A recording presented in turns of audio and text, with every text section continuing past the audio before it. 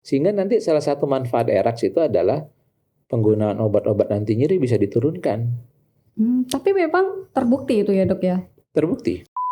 Kita ngobrol dengan pasien ya, sering kita tanya, gimana dibandingkan operasi pertama? Oh enak sekarang dok, lebih nyaman, lebih nggak sakit, kemudian lebih cepat aktivitas. Jadi memang kelihatan secara konsep dia memang sangat memberikan beberapa dampak positif kepada pasien.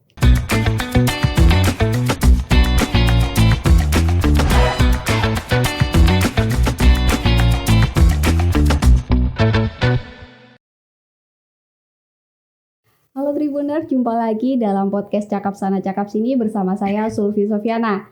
Dan pekan ini kita akan membahas tentang kesehatan dan tren-tren terbaru apa yang sedang marak dibahas saat ini. Bersama saya saat ini sudah hadir Dr. Muhammad Fahri, spesialis Opjin, Dokter Opjin di Rumah Sakit Ibu dan Anak, Rumah Sakit Kendang Sari, Surabaya. Nah khusus ini karena kita kehadiran Dokter Opjin ini, kita akan membahas tentang metode operasi sesar Erax. Nah, yang ini kan jadi banyak sorotan ibu-ibu, apalagi beberapa seleb ini sering gitu habis operasi Erax gitu. Akhirnya ngetren. Sebenarnya hits. Terus trending juga topik. Banyak yang bilang juga ini banyak loh keuntungannya. Nah, lebih jelasnya kita akan mengulas nih apa yang benar dan tidak gitu ya, Dok. Siap. Dok, ini Dokter Fahri ya, Dok ya panggilannya. Ini dulu menempuh pendidikan dokter ya di FK UNER, spesialis Opjin juga di UNER juga ya tahun 2005. Nah dok, Bu mungkin bisa dijelaskan metode persalinan Erax ini seperti apa sih sampai akhirnya memunculkan pendapat kalau ini tuh lebih bagus dibandingkan mungkin metode persalinan yang lain begitu. Ya, terima kasih. Bismillahirrahmanirrahim. Jadi pertama saya ingin menyampaikan dulu ada beberapa istilah ya. Pertama, ada yang mengatakan itu Erax, ada yang mengatakan itu Erax ya.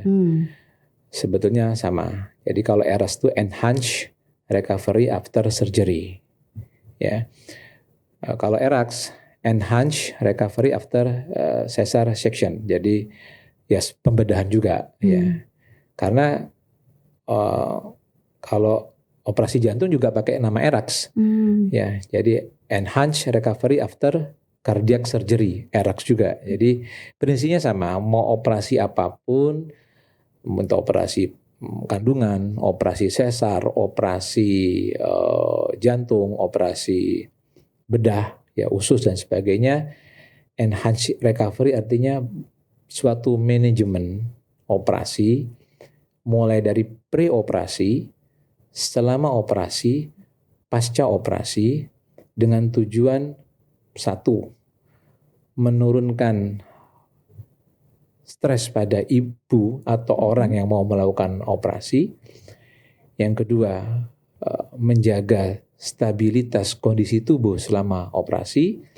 Yang ketiga, mempercepat recovery setelah operasi. Yang menyangkut salah satunya di situ adalah mungkin biar lebih cepat pulang, tapi bukan Erax itu biar cepat pulang, bukan. Berarti ini bukan mungkin jarumnya jadi lebih kecil atau benangnya jadi lebih bagus. Jadi ini manajemen operasinya. Lebih ke manajemennya. Memang salah satu harapannya dia bisa mempercepat length of stay, lama tinggal di rumah sakit itu lebih dipersingkat. Kos operasi, kos biayanya bisa lebih ditekan kayak gitu. Tapi ini suatu sistem manajerial yang tidak hanya menyangkut dokter yang operasi, tapi juga menyangkut sistem rumah sakit secara keseluruhan. Mulai dari persiapan operasinya, mungkin dokter atau perawat, atau mungkin bahkan bagian customer service di rumah sakit itu, kemudian waktu melaksanakan operasi mulai dari dokter yang melakukan operasi, dokter anestesinya, dokter biusnya, perawat yang melakukan pendampingan, perbantuan selama operasi, dan setelah operasi. Jadi perawat-perawat di ruang recovery, perawat di ruang rawat inap, atau bidan yang di situ itu berperan semua. Dan yang nggak boleh diabaikan adalah pasiennya sendiri. Jadi misal ERAX itu kan menuntut pasien agar mau bergerak setelah operasi, aktif, mobilisasi. Tapi pasiennya males. Misalnya, ayo ibu bergerak, jalan Takut duduk. gitu mungkin Oh ya enggak, bisa ya. enggak, saya masih lebih nyaman begini. Ya sudah, artinya harapan kita untuk speed recovery, biar dia cepat beraktivitas nggak tercapai. Jadi ini suatu sistem ya sebetulnya yang, jadi bukan suatu teknik atau suatu apa metode yang berkait dengan cara apa gitu Berarti ya. bukan karena kemampuan tambahan dokter Ocin gitu. Bukan. Jadi ini suatu perkembangan ilmu pengetahuan, pemahaman kita terhadap suatu konsep manajemen operasi. Misal saya ambil contoh, dulu harus puasa sekian jam, ya, nggak boleh ini. Dulu urus-urus kayak gitu ya. Kalau misalnya habis operasi makan harus nunggu kentut dulu, ya, itu kan itu sudah ditinggalkan semua sekarang ya. Dan model W itu bukan setahun 2 tahun ini, sudah 10 tahun yang lalu sebetulnya prinsip-prinsip ERAX itu sudah dipakai. Cuman secara istilah, kemudian secara apa ya, disusun secara rapi gitu baru mungkin setahun terakhir ini. Dan itu memang sangat apa ya namanya sesuatu yang baru, itu kan cepat sekali, ternyata manfaatnya memang kelihatan.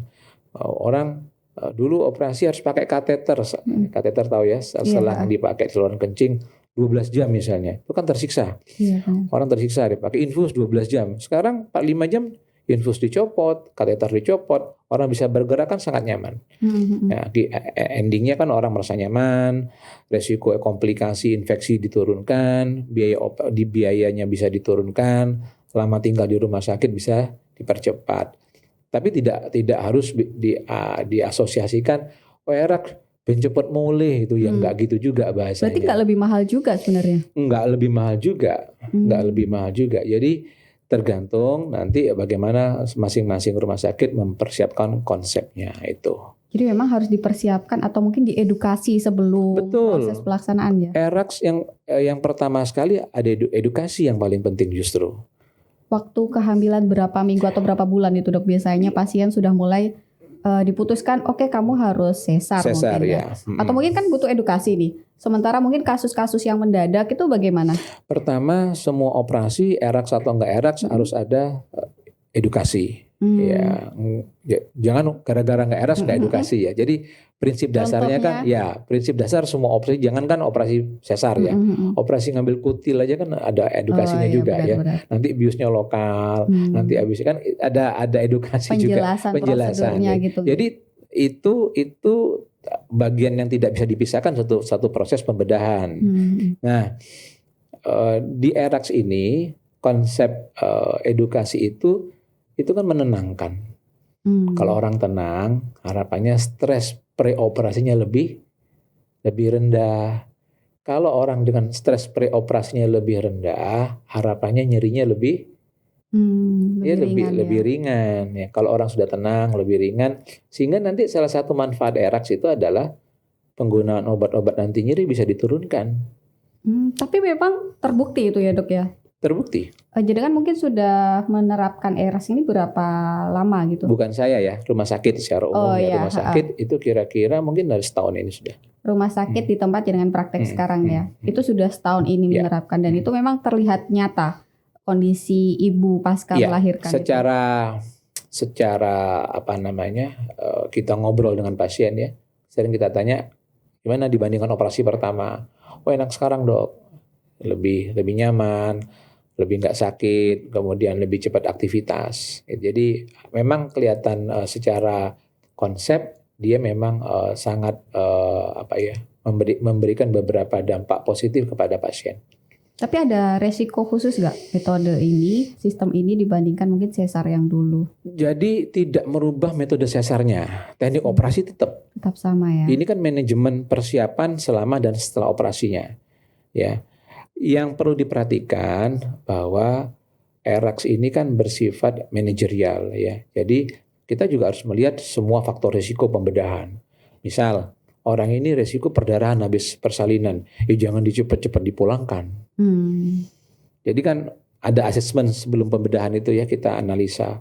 Ini ada risiko.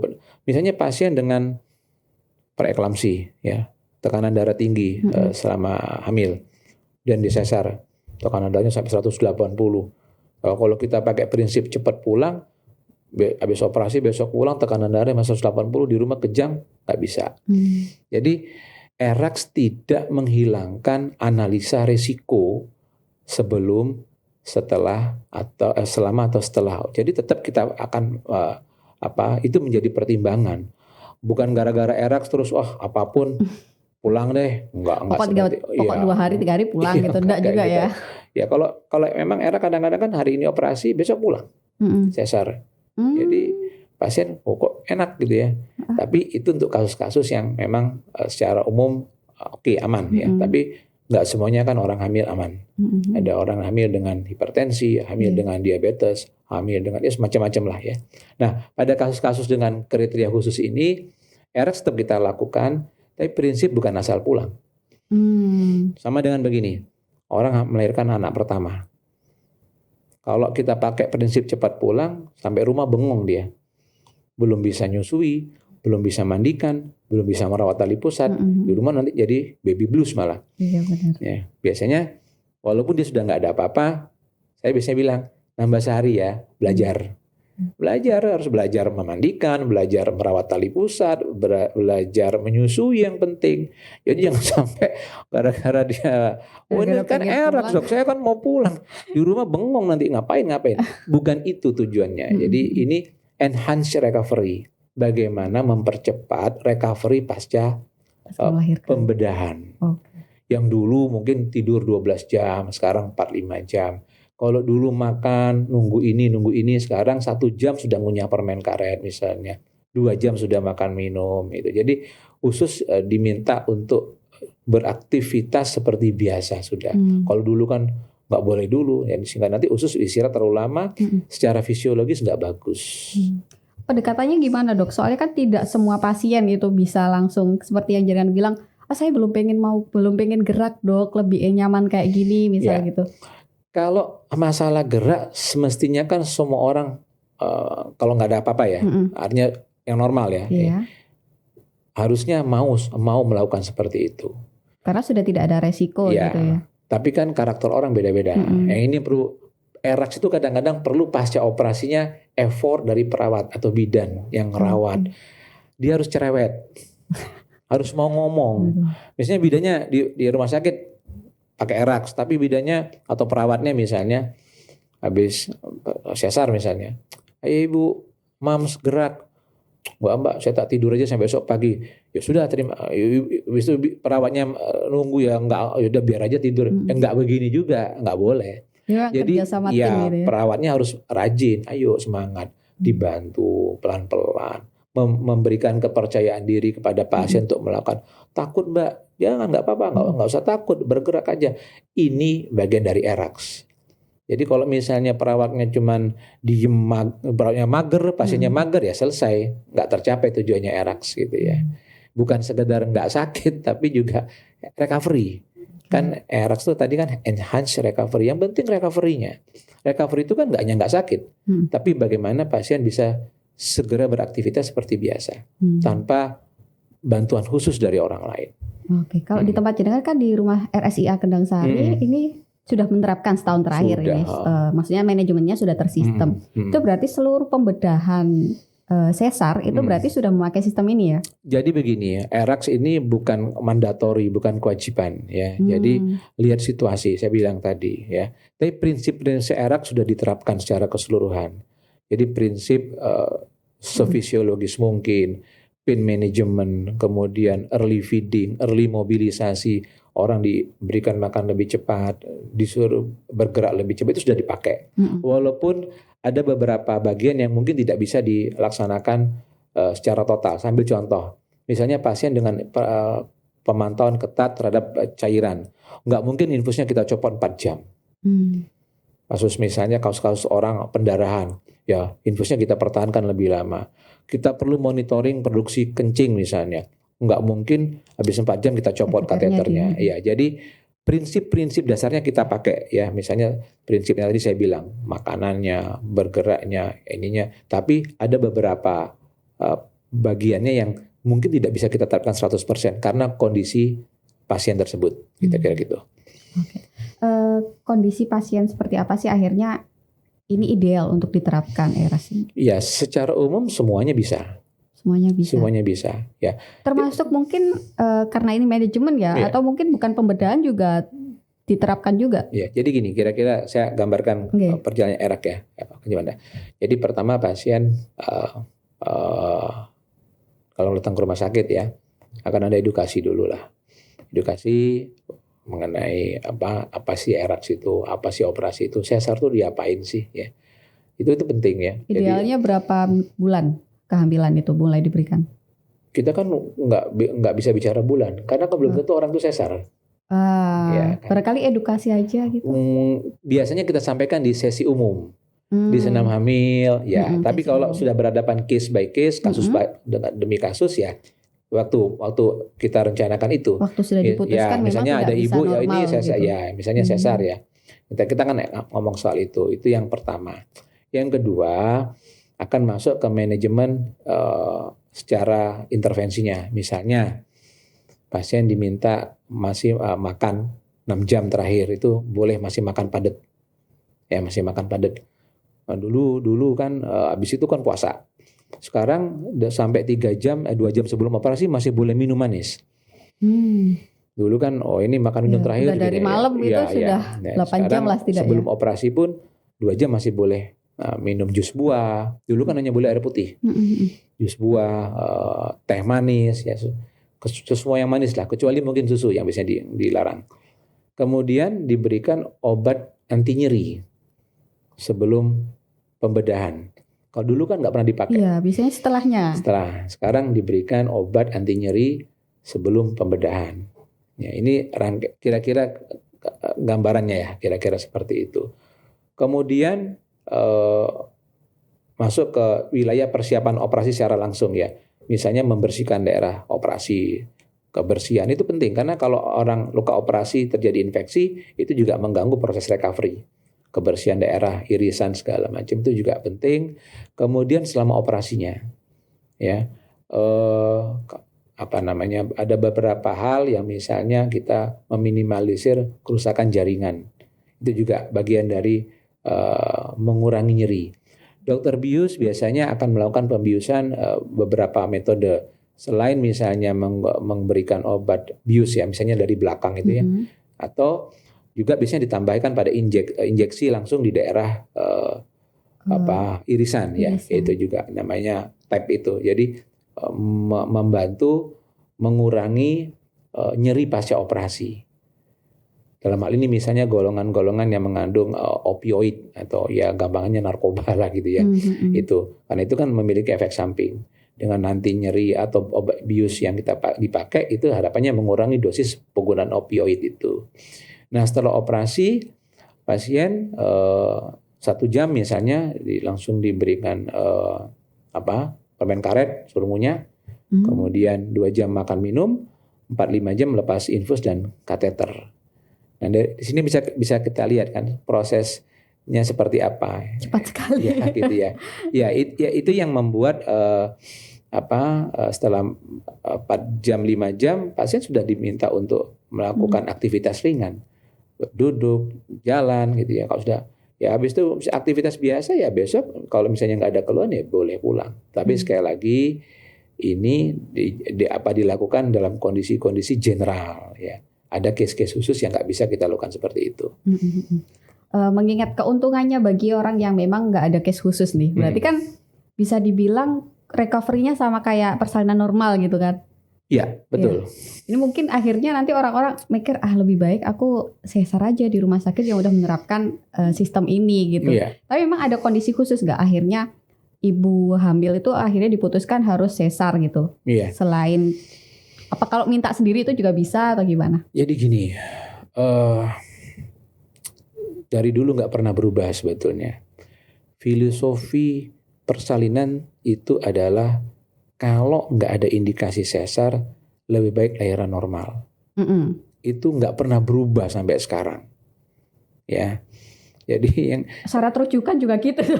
Ya, jadi itu nggak pernah berubah ya. Yang berubah adalah kondisi zamannya. Kalau indikasi dari dulu sama. Indikasi sesar itu kan sebetulnya secara umum kan ada 4 ya. Satu indikasi janin, bayinya lintang, ya, atau letak sungsang anak pertama, atau bayi gede, nggak bisa masuk Pak. Ya, atau bayinya mengalami gangguan pertumbuhan yang ekstrim, itu indikasi janin. Kedua indikasi ibu, ibunya mutlak tak boleh mengejan misalnya. Minus matanya? Bukan. Oh, bukan. Minus bukan indikasi sesar secara umum ya. Contoh misalnya saya pernah punya kasus ibunya pakai lensa mata tanam misalnya. Ya kalau ngejen kan bahaya ya misalnya, atau ibu dengan hipertensi yang berat misalnya ya. Itu contoh-contoh. Panggul sempit. Ya. Memang ada ya panggul sempit itu? Panggul sempit ada. Ya terutama bagi mereka dengan mohon maaf tinggi badan di bawah 145. Tapi dokter kan harus menganalisa dulu panggulnya normal apa enggak. Indikasi di luar ibu dan janin. Contoh plasenta di bawah, nutupin jalan lahir. Kemudian ketuban yang habis. Ya itu juga contoh. Kemudian ada lagi indikasi yang berkaitan dengan sosial. Ini bisa saja dilakukan sesar. Mereka hamil 3 kali, 4 kali hamil, 3 kali keguguran. Dapatnya ini setengah mati kan berarti ya. Kemudian hamil dengan bayi tabung. Kalau bahasa kedokteran tuh HSVB itu, High Social Value Baby. Mereka yang hamil dengan effort yang spektakuler, yang luar biasa. Biasanya ini sesar ya. Nah, yang sekarang yang berbeda, yang kelima ini masuk. Sesar by request. Dulu nggak ada. Oh, dulu nggak ada. Dulu nggak ada. Ya, kenapa ini muncul? Kita harus paham sekarang bukan lagi dokter itu sebagai decision maker nomor 1. Segala keputusan kan didiskusikan dengan keluarga. Nah, orang yang paling berhak mengambil keputusan siapa? Ibunya. Karena yang menjalani sampai selesai ibunya. Jadi dokter tidak lagi seperti dulu. Dulu dokter memang punya power yang luar biasa. Ya. Yang kedua, dulu orang mungkin bisa lihat di film-film ya. Orang melahirkan tuh kan masuk kamar bersalin, keluarga semua nunggu di luar. Benar. Mau diapa-apain dulu nggak ada yang tahu. Tiba-tiba nanti susunya keluar, manggil suaminya, Pak ini bayinya. Gitu ya. Sekarang keluarga menyaksikan prosesnya. Ada keterlibatan emosional di situ. Saya sering sekali berhadapan dengan situasi misalnya ibu ditunggui oleh ibunya. Ibunya waktu melahirkan 4 kali lahiran normal semua. Lihat anaknya kesakitan nggak tega. Sekarang ibunya ngomong sama dokter, Dok, disesar aja dok. Loh kenapa Bu? Nggak tega saya. Itu saya nggak sekali 2 kali loh, udah kayak gitu. Saya bilang padahal sebenarnya masih bisa diusahakan. Iya, saya bilang ibu 4 kali lahiran normal, kenapa nggak itu yang di support ke anaknya? Nggak tega dok, ini anak beda. Kalau mending saya yang merasakan sakitnya. Itu kan ibu, lihat anak kesakitan, mungkin ada yang menjerit segala macam. Kalau istilahnya orang tua itu kan tukar nyawa, tak PS sakitnya enggak apa-apa gitu ya. Nah kalau sudah kayak gitu keluarga memutuskan, ya akhirnya dokter kan memahami keputusan itu, tapi harus diedukasi dulu. Misal kita ngomong, ini tetap oke kok, masih bisa kok, lancar kok, kepalanya turun kok, pembukaannya lancar. Kalau dokter sudah jelaskan, ya secara lengkap, mungkin sampai 2-3 kali, tetap minta sesar, ya dilakukan. Kenapa? Kalau nanti misalnya nggak dilakukan ada apa-apa repot juga dokternya. Nah, dokter kan sudah saya bilang ini harusnya minta sesar. Kenapa? Itu kan jadi situasi zaman sudah berubah gitu ya. Jadi proses lahiran normal itu ya semuanya lahiran normal itu bisa berbelok kepada sesar. Ya. Yang direncanakan normal pun itu bisa beloknya juga ke sesar kan? Iya benar. Misal ini lahiran normal nih. Pembukaannya 1, 2, 3, 4, 5, terus macet. Macet, nggak mau nambah pembukaannya. Atau pembukanya lengkap, kepala nggak mau turun, Padahal sudah dipangkul gitu. ya. Terus mau diapain? Ya, nggak mudah kan dalam situasi kayak gitu. Ya, sesar menjadi jawabannya, menjadi solusinya. Jadi secara filosofi nggak ada yang berubah sebetulnya. Jadi normal itu yang terbaik. Tetap yang terbaik. Dengan indikasi yang sesar, dengan indikasi yang saya sampaikan tadi. Indikasi janin, ibu, kemudian di luar itu termasuk yang macet-macet tadi itu mungkin indikasi sosial. Tapi sekarang ketambahan indikasi satu lagi itu by request. Jadi apakah setelah ERAX nanti orang jadi merasa gampang? Saya tidak mengatakan nggak mungkin, bisa saja orang menjadi lebih nyaman dari. Tapi secara umum filosofinya tidak akan pernah berubah. Itu. Oke. Tetap yang utama kalau bisa ya normal. Betul. Tapi kalau sudah diputuskan atau sudah direncanakan dengan kasus janin, dan kalau janin biasanya dadak ya dok ya? Enggak juga sih. 38 minggu gitu sudah bisa dilihat gitu. Apanya? Sesarnya? Enggak, jadi gini. Kalau kita bicara skenario persalinan ya. Ada orang yang sudah bisa kita putuskan sesar sejak awal. Jadi hamil baru 3 bulan ini saya bisa ngomong ini sesar loh ya nanti. Contoh, bekas sesar 2 kali. Saya udah hamil 2 kali sesar semua dok. Dia hamil baru 3 bulan. Kira-kira ini lahirnya gimana dok? Ya sesar karena udah 2 kali. Sudah nggak bisa normal ya? Atau dia hamil sesar baru 1 kali, jarak terlalu pendek, terlalu dekat. Pendek itu berapa? Ya, patokannya kan 18 bulan antara lahiran ke lahiran. Tapi misalnya dia mepet ini, itu juga mungkin sesar lebih better lah daripada normal. Atau ada indikasi memang dari awal kita tahu nggak boleh ngejen misalnya, ya itu udah dari awal kita sesar. Sisanya kan masuk ke pemeriksaan, analisa, terus sampai nanti mendekati akhir dari kehamilan kan. Nah dari situ kan mulai terseleksi sebagian. Ada yang prematur, saya nggak bicara prematur ya, saya bicara yang sampai 9 bulan sudah disiapkan ya. Ternyata dalam perjalanannya bayinya melintang. Ternyata dalam perjalanannya plasentanya di bawah, ya, dan sebagainya. Ini kan nggak darurat ya dok ya, maksudnya sudah terencana. Ya ini terencana kan ya. Oke, sebagian disesar, sebagian besar lain kan masuk tetap menunggu persalinan normal, ya kan? Dalam perjalanannya terseleksi lagi. Ada yang ketubannya pecah duluan, ada yang tensinya tiba-tiba naik 180 kena preeklamsi. Ada yang masuk tahap persalinan, sebagian besar lancar lahir, sebagian besar macet, sebagian kecil macet. Yang sebagian kecil ini kan nanti diolah lagi. Apakah harus sesar? Enggak juga. Bisa induksi kan, bisa dikasih infus, dikasih perangsang.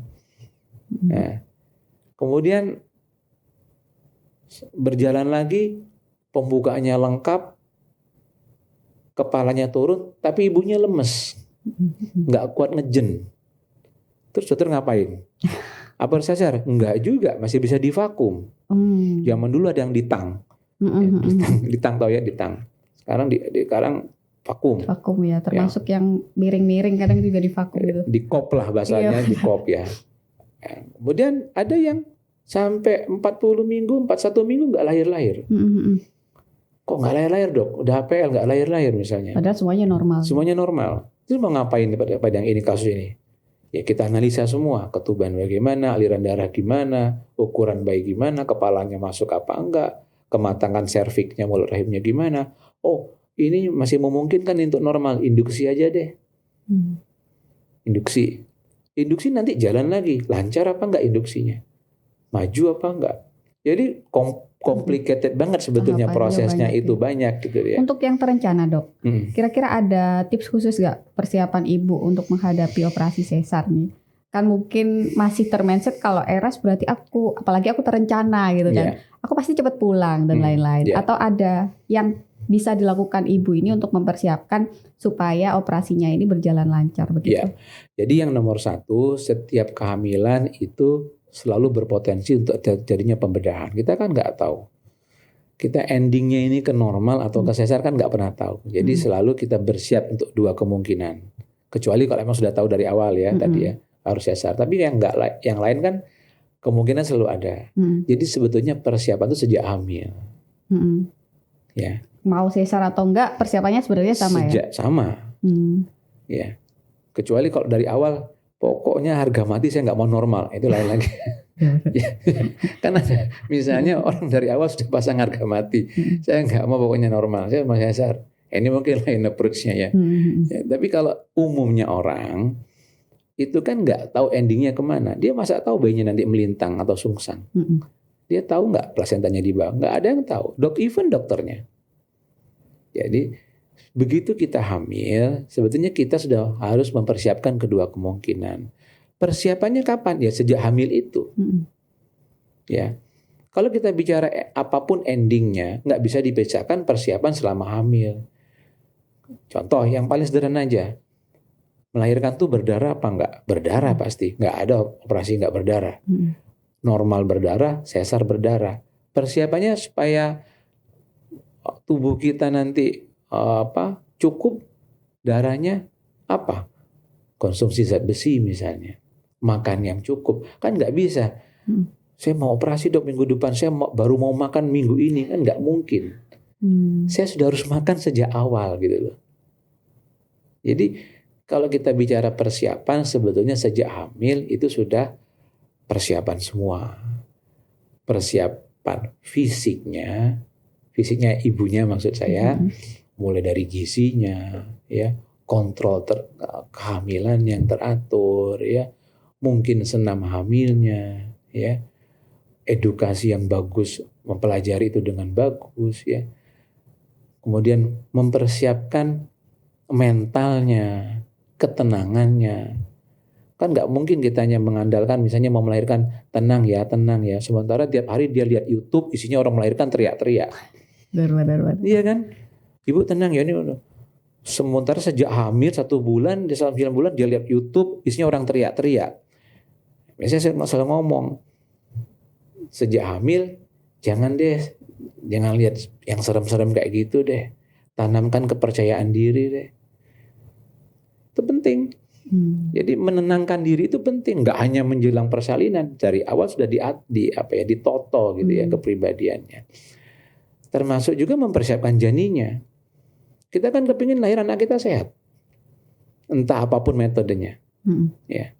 Gizinya, kecerdasannya nanti, segala macam. Akhlaknya mungkin kita siapkan. Jadi kalau kita bicara persiapan, sebetulnya sejak hamil. Sehingga apapun nanti pada saat diputuskan oleh dokter, ini baru operasi ya udah siap. Sudah siap. Even itu emergency. Ya pasti kalau kita bicara ideal, kita mau mudik lebaran nih. Orang yang persiapan mobilnya, kendaraannya di servis dulu, itu pasti lebih aman di perjalanan daripada yang lebih yakin ya. Iya, besok mau berangkat, ini belum tahu nih, nggak pernah bannya nggak dicek apa.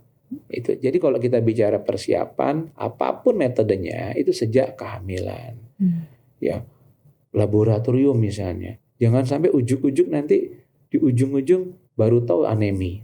Tadi saya ngomong zat besi itu. Idealnya berarti dari awal kehamilan. Dan itu kan periksa itu di puskesmas gratis itu bisa.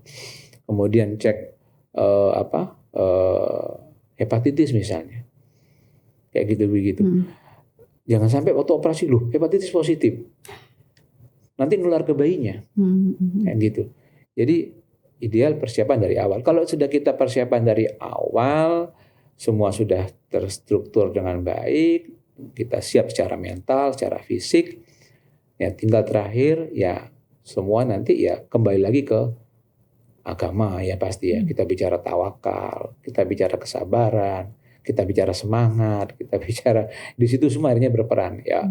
Apa yang kita lakukan secara fisikal, secara ikhtiar laboratorium, secara mental, terakhir ya nggak bisa lepas Kadang-kadang serapi apapun rencana kita, Tuhan mentakdirkannya berbeda, bisa saja kan. Itu jangan lupa doa, saya sering bilang itu. Orang hamil itu doanya mustajab soalnya. Ya, Iya. oke. Terakhir mungkin dok, ada pesan nggak buat para ibu hamil mungkin yang memiliki mindset yang mungkin tadi mungkin salah ya terkait eras gitu tadi ya.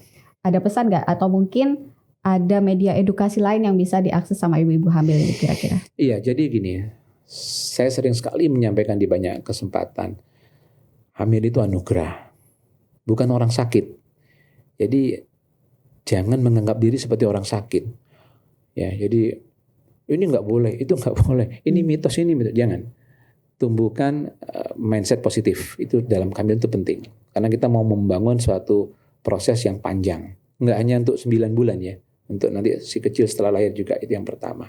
Yang kedua, ini zaman yang sudah sangat gampang mencari informasi.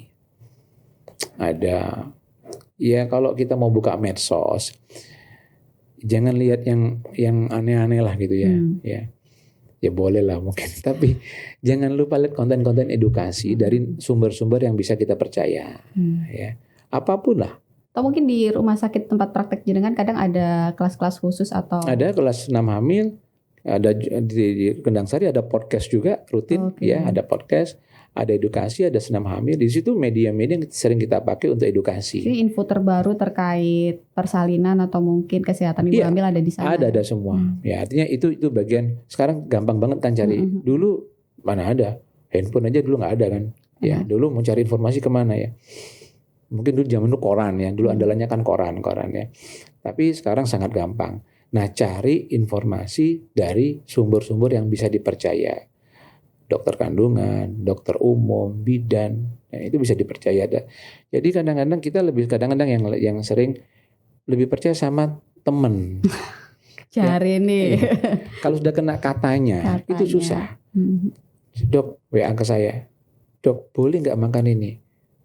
Kan sudah saya bilang nggak apa-apa. Katanya ya sudah. Kalau katanya itu 1000 alasan sudah bisa keluar. Itu kan repot. Yang kadang-kadang lebih menggelikan, orang hamil anak pertama, kedua, terus gara-gara diprovokasi sama orang yang belum hamil jadi kepikiran.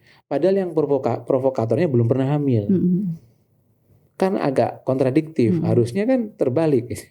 Nah ini apa ya? Gampang sekali terpengaruh sama hal-hal yang kadang-kadang agak nggak masuk akal.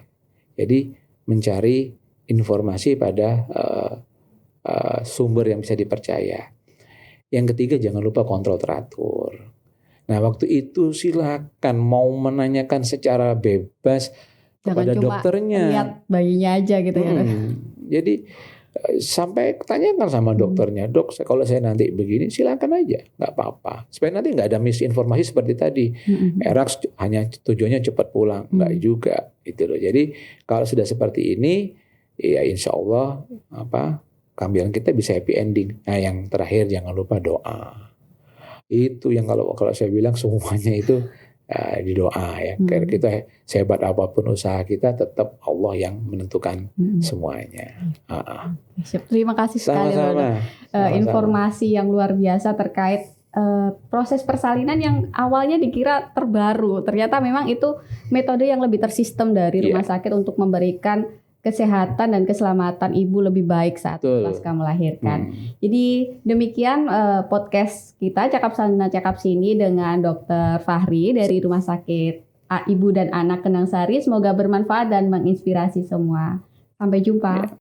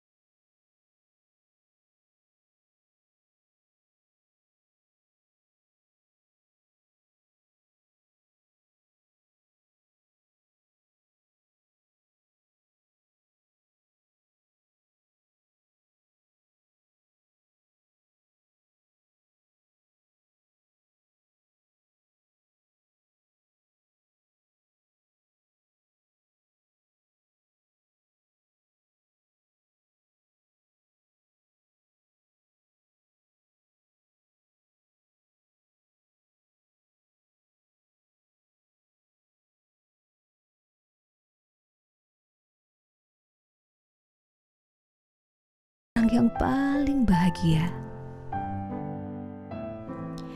Aku dan ayahmu selalu ingin di dekatmu, melihatmu tertidur, tersenyum, menjagamu saat kau terbangun.